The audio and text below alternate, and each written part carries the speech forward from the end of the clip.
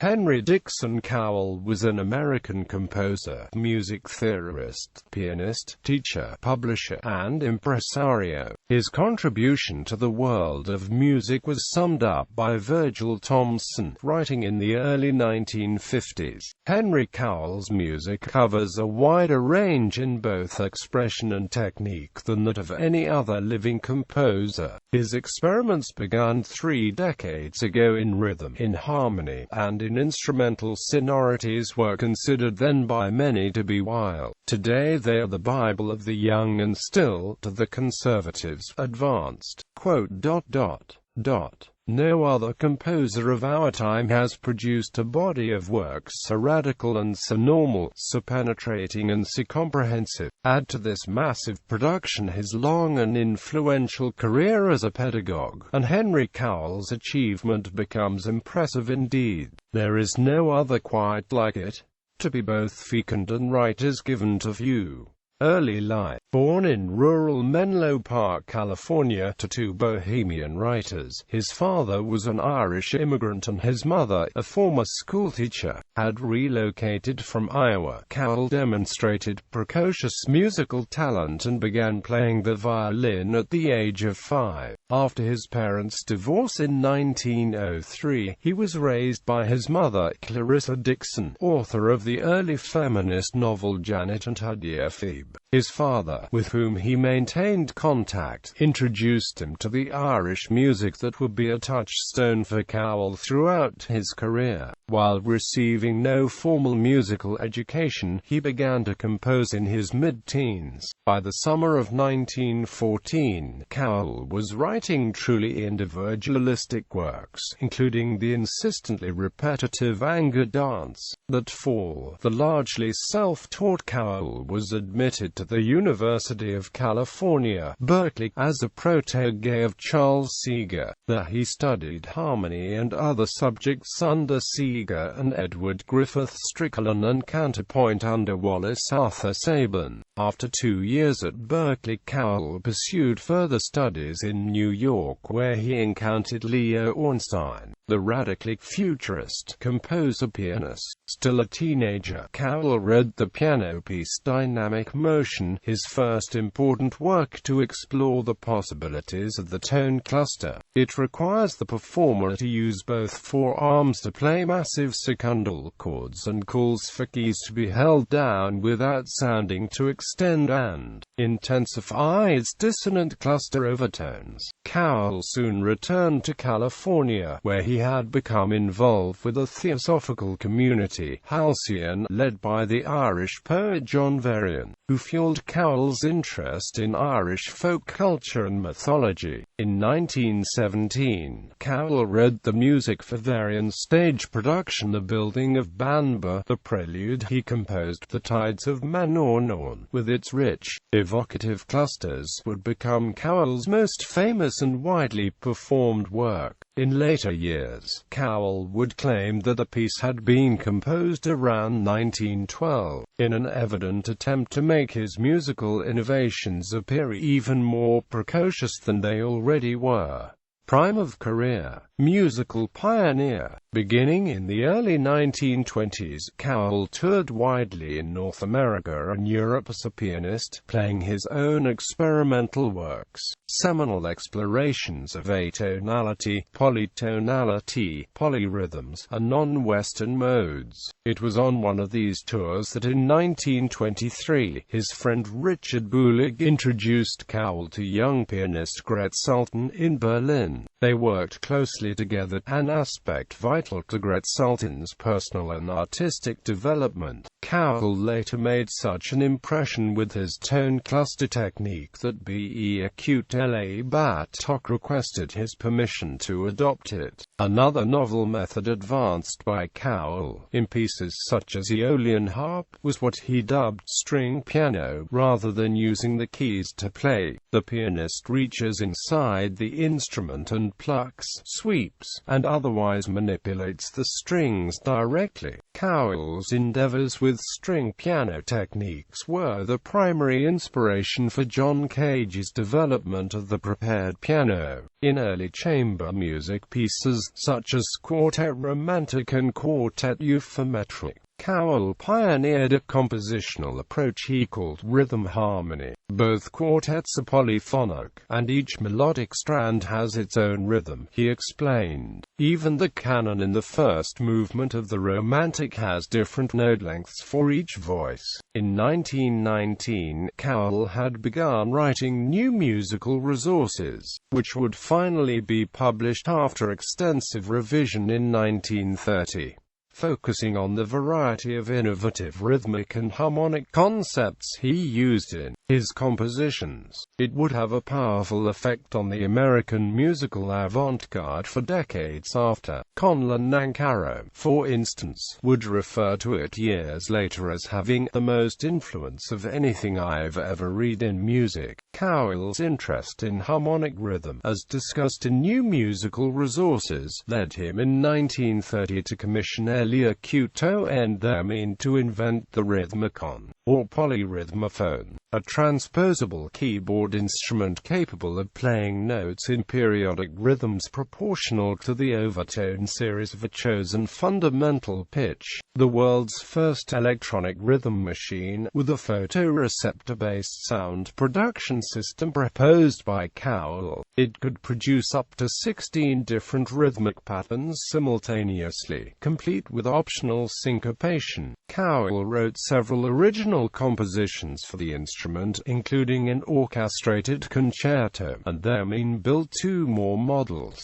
Soon, however, the rhythmicon would be virtually forgotten, remaining so until the 1960s, when progressive pop music producer Joe Meek experimented with its rhythmic concept. Cowell pursued a radical compositional approach through the mid-1930s, with solo piano pieces remaining at the heart of his output. Important works from this era include the Banshee, requiring numerous playing methods such as pizzicato and longitudinal sweeping and scraping of the strings, and the manic, cluster-filled Tiger, inspired by William Blake's famous poem. Much of Cowell's public reputation continued to be based on his trademark pianistic technique. A critic for the San Francisco News, writing in 1932, referred to Cowell's famous tone clusters, probably the most startling and original contribution any American has yet contributed to the field of music. A prolific composer of songs, Cowell returned in 1931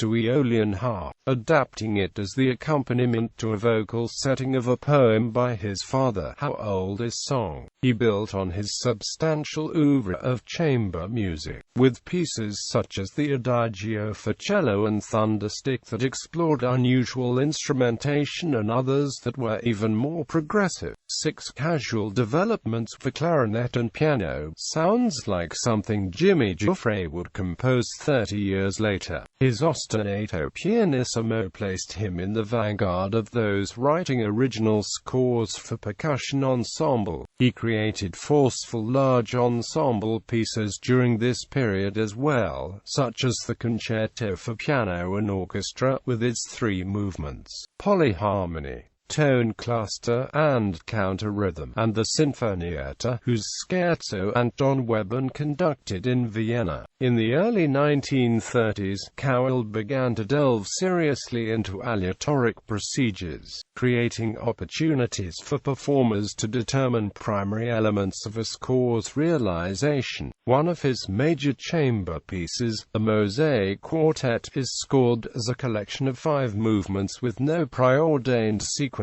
Ultramodernist and world music leader, Cowell was the central figure in a circle of avant-garde composers that included his good friends Carl Ruggles and Dane Rudyard, as well as Leo Ornstein, John Becker, Colin McPhee, French expatriate Edgard Varèse, and Ruth Crawford, whom he convinced Charles Seeger to take on as a student. Cowell and his circle were sometimes referred to as ultramodernists, a label whose definition is flexible and origin unclear. Virgil Thomson styled them the Rhythmic Research Fellows. Quote, In 1925, Cowell organized the New Music Society, one of whose primary activities was the staging of concerts of the works along with those of artistic allies such as Wallingford Rieger and Arnold Schoenberg, who would later ask Cowell to play for his composition class during one of his European tours. In 1927, Cowell founded the periodical New Music, which would publish many significant new scores under his editorship,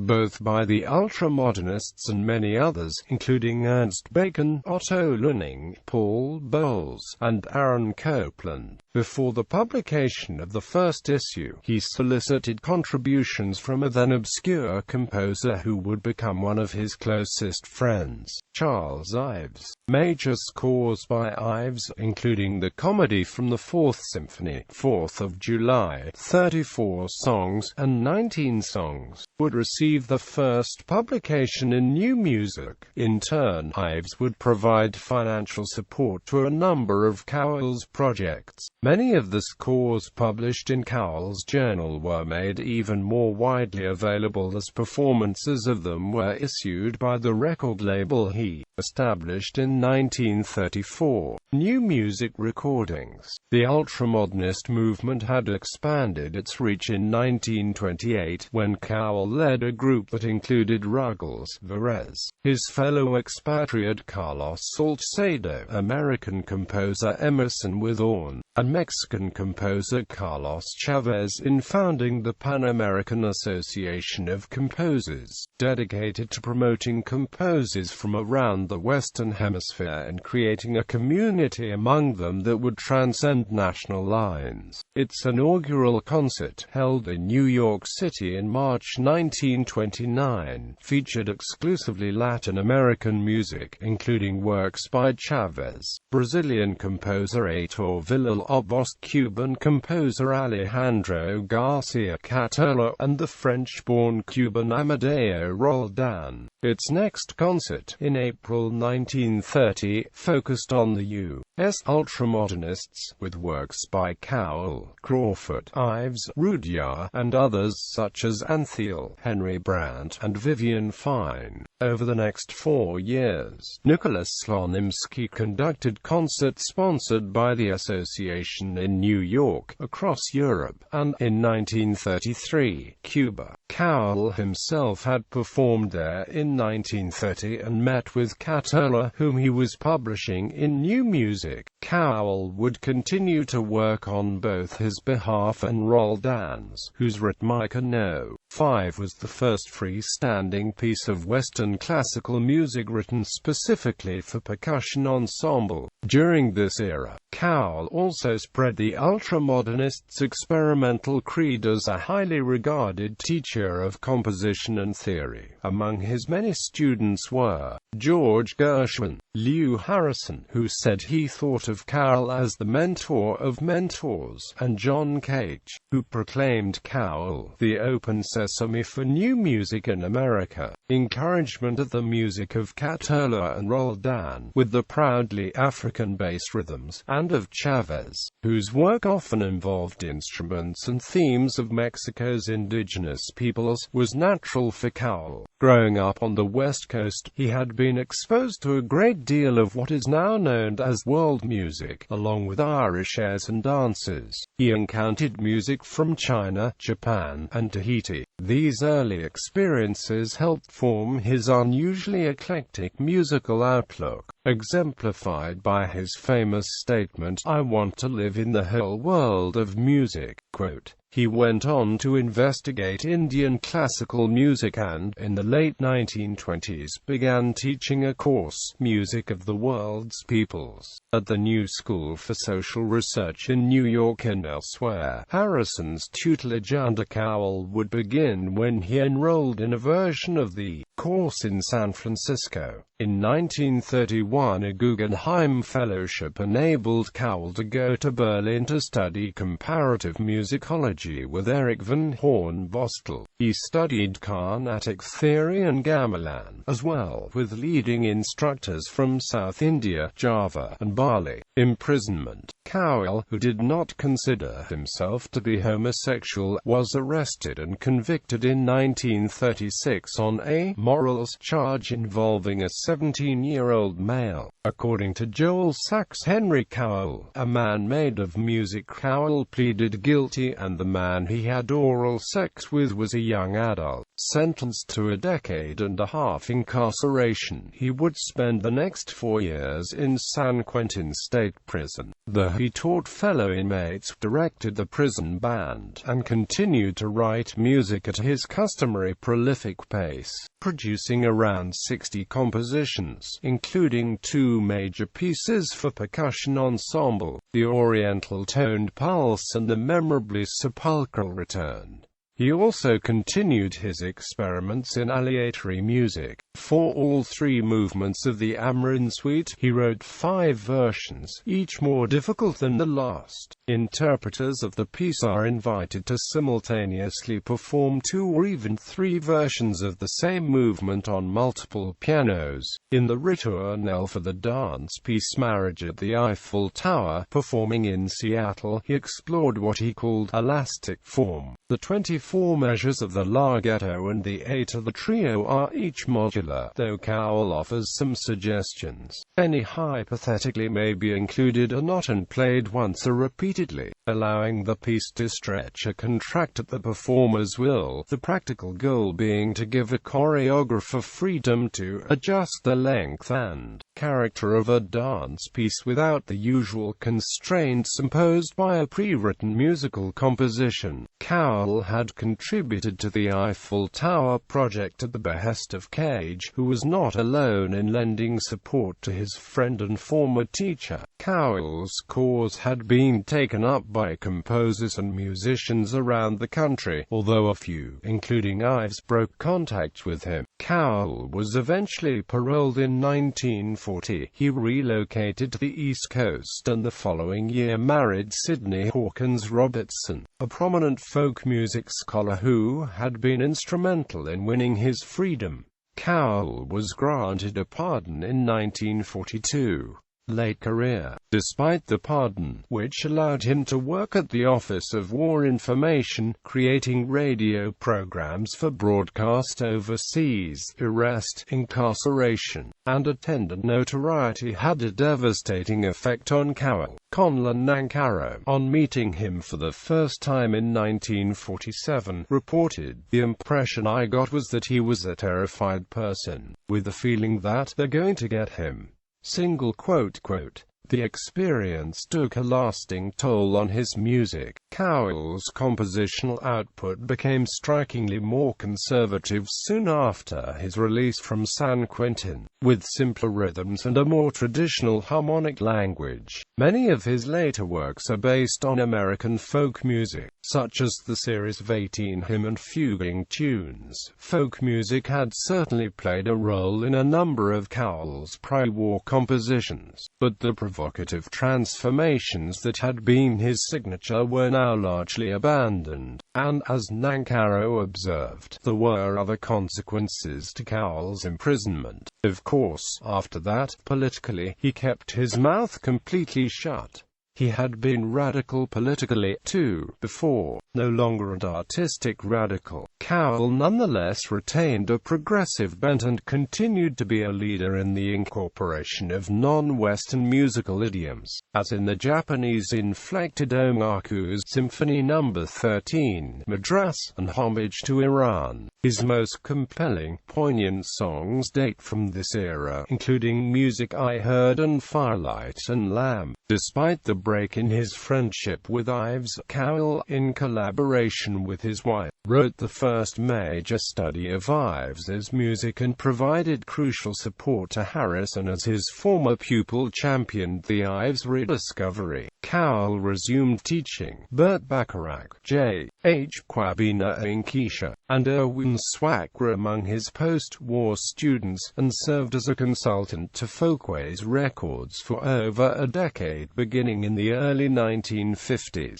Writing liner notes notes and editing such collections as Music of the World's Peoples and Primitive Music of the World. In 1963, he recorded searching, vivid performances of 20 of his seminal piano pieces for a Folkways album, perhaps liberated by the passage of time and his own seniority. In his final years, Cowell again produced a number of impressively individualistic works, such as Thesis and 26 simultaneous mosaics. Cowell was elected to the American Institute of Arts and Letters in 1951.